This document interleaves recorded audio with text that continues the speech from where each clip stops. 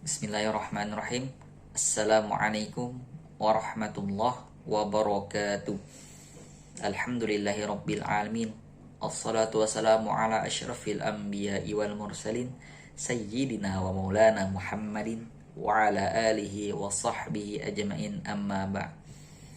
Perkenalkan, nama saya Mutzamil, dari Prodi Akidah dan Filsafat Islam angkatan 2018, Fakultas Usuluddin dan Humaniora UIN Antasari, Banjarmasin. Nah, saya membuat video ini untuk memenuhi tugas mata kuliah Filsafat Timur yang diampu oleh Bapak Syafi'i MAG. Saya di sini mencoba menjawab pertanyaan-pertanyaan yang telah diberikan Bapak untuk pemenuhan tugas middle kali ini.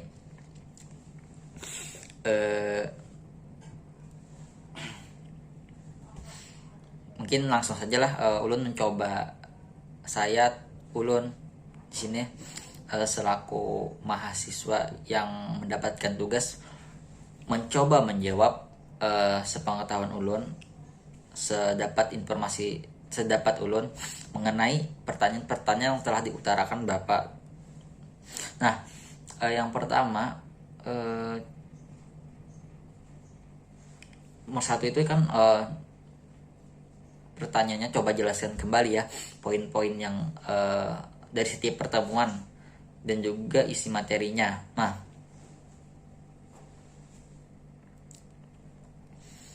mungkin saya secara ringkas saja di sini. Mungkin apa yang saya ketahui akan saya sampaikan.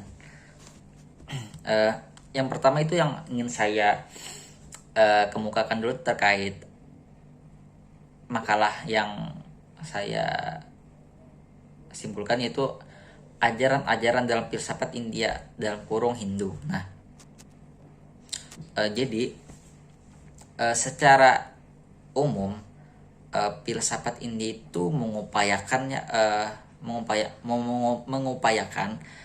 harmoni manusia itu dengan alam. Jadi ciri lain dari filsafat India ini yaitu bersifat religius dan spiritual. Nah, mungkin itu sedikit gambaran tentang filsafat India.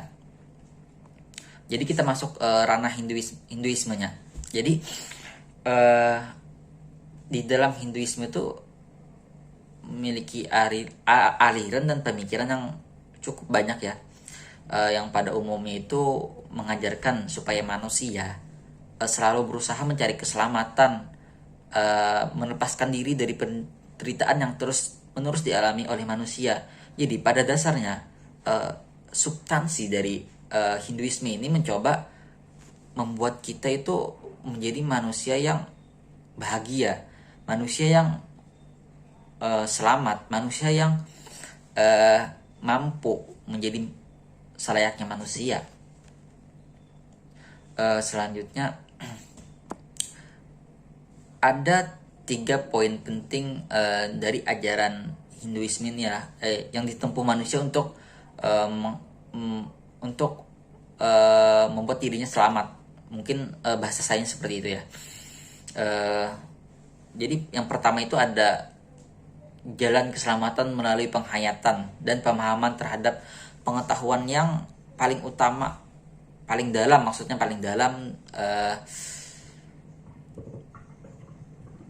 yaitu di sana manusia mencoba meleburkan dirinya di dalam realitas yang mutlak. Mungkin kebersatuan dengan Tuhan kalau dalam Islam itu kan kita kenal ada istilah wahdatul wujud ya, yang dipopulerkan oleh Ibnu Arabi. Nah, mungkin di sini Tuhannya dalam konsep Hinduisme ini kan Brahmana, tapi ya kurang lebih seperti itulah kalau kita kaitkan dengan Islam.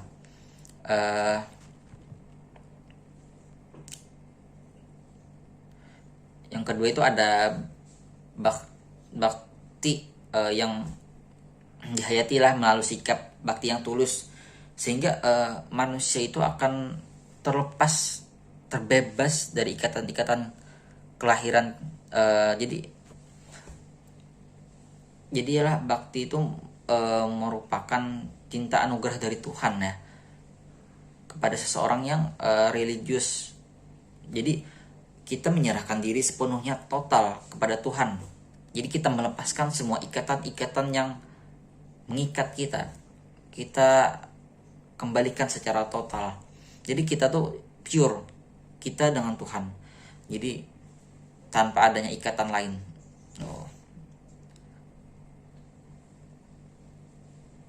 Kalau dalam Islam tapi ya, coba mengatakan ada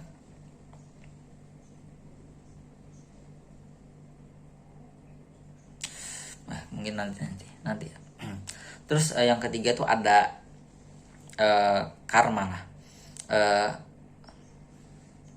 Jadi karma ini di sini ini diartikan dengan artinya tuh melakukan dengan cara apa ya?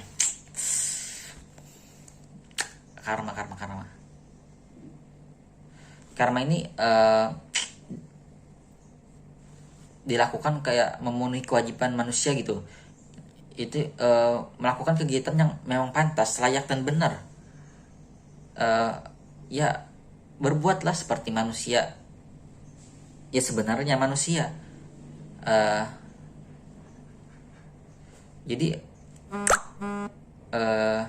Jadi upayakan diri kita berbuat dengan perbuatan yang memang itu adalah perbuatan manusia.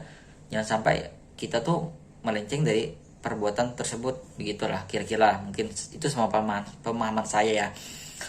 Dalam Hinduisme sendiri itu tujuan utama dari pemikiran filsafatnya itu menemukan jati diri yang paling hakiki untuk kemudian menyatu dengan Brahmana. Brahmana di sini ya yang saya amati mungkin kalau dalam Islam itu seperti Tuhan kita gitu, Allah kita. Jadi kita berupaya menemukan jati diri di sana. Jadi di sana kan ada konsep setelah manusia itu mencoba menemukan jalan keselamatannya, itulah jadi di sana manusia berupaya mencari jalan keselamatannya dengan cara dengan cara menyatu dengan Tuhan. Jadi seolah-olah kita tuh tidak ada lagi terikat kondisi ruang dan waktu gitu, nah tidak ada sebab akibat lagi, hanya ada diri kita dan Tuhan. Nah mungkin konsep seperti itulah yang ditawarkan oleh Hinduisme ya, untuk menggapai kebahagiaan yang hakiki. Setelah itu yang saya ingin utarakan lagi yaitu filsafat Buddha. Jadi filsafat Buddha itu kan mulai dari abad ke-6 sebelum Masehi ya. Kalau setahu saya gitu, abad ke-6 sebelum Masehi. Jadi agama Buddha itu berasal dari India, wilayah Nepal lah. Jadi karena adanya agama Buddha itu adalah reaksi terhadap agamanya Brahmanisme ya. Jadi adanya reaksi terhadap itu, maka muncullah agama Buddha untuk menjadi antitesis dari Brahmana tersebut ya. Jadi pegangan utama dari agama Buddha sendiri itu yaitu ada Tripitaka, rujukan utamanya ya, dan catatan sabda dan ajaran dari sang yang Buddha Gautama. Jadi tujuan utama dari agama Buddha ini yaitu untuk mencapai kebahagiaan sejati dengan menekankan ajaran cinta kasih universal dan ajaran yang menitik beratkan dalam pengendalian diri. Jadi cinta kasih atau ajaran yang menitik diri dari pengendalian diri, jadi itu yang paling diutamakan dari cara berpikir Buddha ini ya. Ada beberapa ajaran pokok ya yang diajarkan dalam agama Buddha itu ajaran tentang Tuhan. Dua itu kosmologi dalam ajaran Buddha. Yang ketiga itu 4 kebenaran utama. Yang ingin saya bahas selanjutnya itu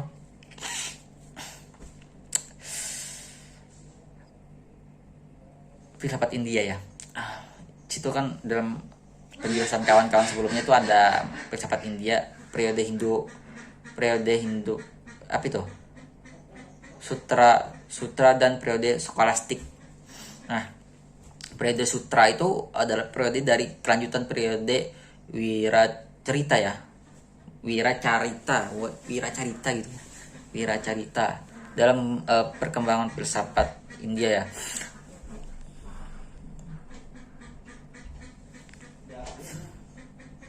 Jadi sutra sendiri adalah buku ya, buku pegangan untuk menjelaskan Weda itu seperti apa dalam bentuk tulisan yang berbentuk prosa yang disusun secara singkat. Jadi sana tuh ada nilai filosofisnya ya, sebagai suatu kesimpulan dari hal tersebut.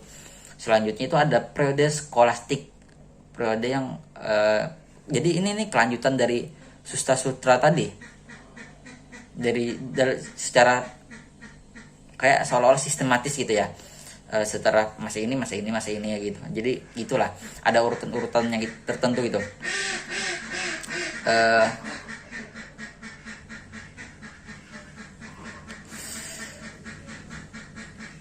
Jadi masa-masa skolastik ini masa-masa yang cukup hebat ya menurut saya, karena nama-nama besar seperti Kumarina, Samkara dan lain-lain tuh lahir di sini.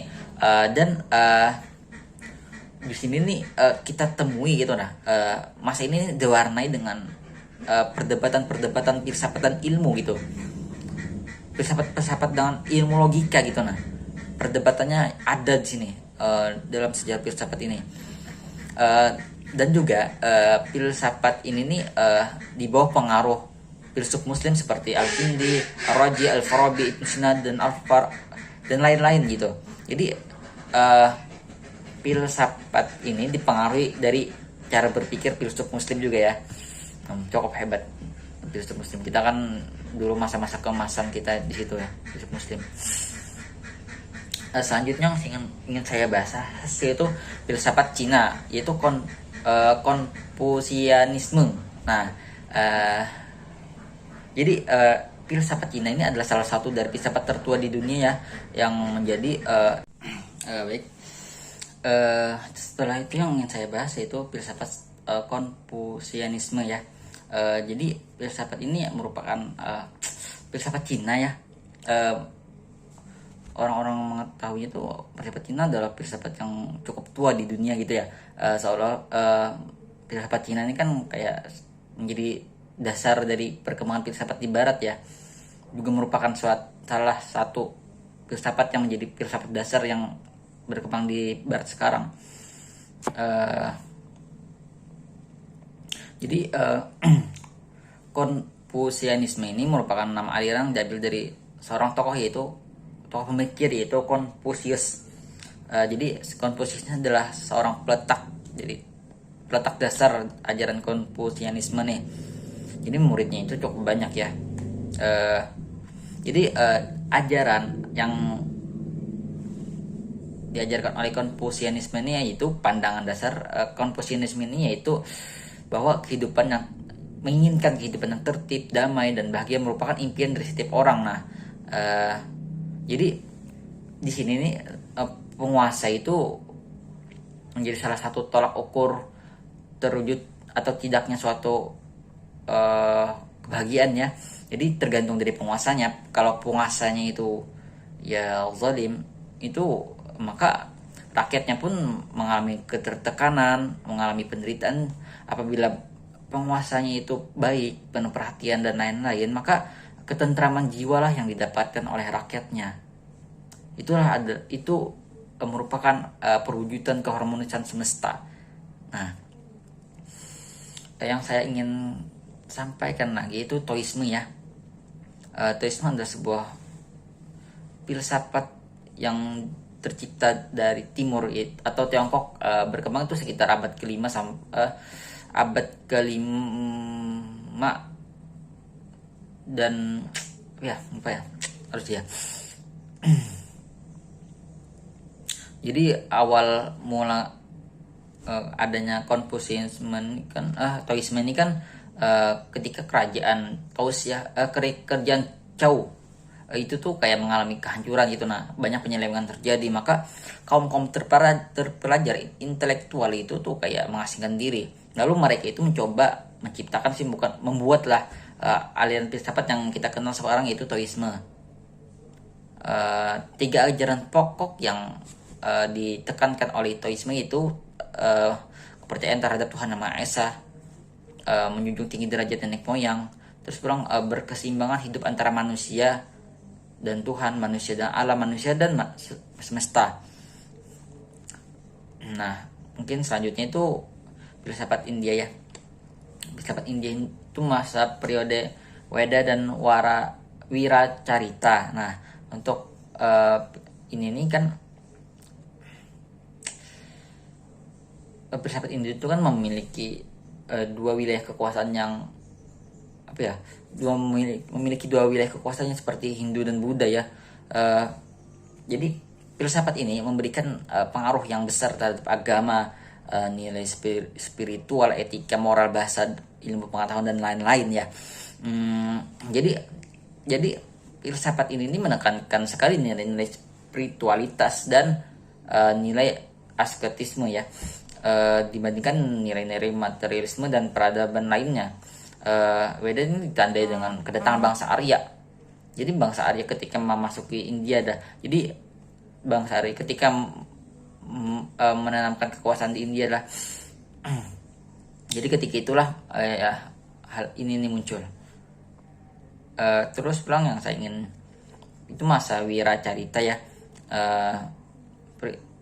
Ada yang menyebutkan bahwa masa ini masa disebut periode epik karena di sini ada masanya hikayat cerita-cerita kepahlawanan yang diceritakan gitu. Nah, seperti Ramayana, Mahabharata, ya seperti itulah. Jadi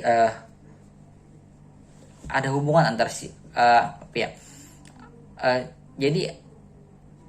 ada hubungan antara sifat kepahlawanan dan sifat ketuhanan di antara dalam diri manusia tersebut. Yang selanjutnya yang ingin saya jawab itu, di antara semua materi yang mana menurut saya yang paling relevan lah.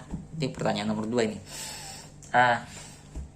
Menurut saya yang paling cocok itu adalah Konfusianisme ya. Kenapa demikian? Karena kita lihat sekarang banyak sekali. Sekarang kan cara berpikir orang sih, cara berpikir materialisme, cara berpikir yang radikal macam-macam. Jadi ajaran Konfusianisme ini mengajarkan kita itu untuk menghormati Tuhan gitu sebagai sang pencipta. Jadi membawa kita kepada nilai-nilai religius gitu. Karena kan sekarang apalagi cara berpikir filsafat barat ya, mereka itu mengindahkan hal-hal yang bersifat imateri, hal-hal yang bersifat transinden. Mereka itu kurang greget gitu, kurang apa gitu ya. Mereka mengindahkan, mereka cuma fokus kepada hal-hal yang bersifat materialisme. Sehingga menurut saya cukup relevan Konfusianisme ini. Jadi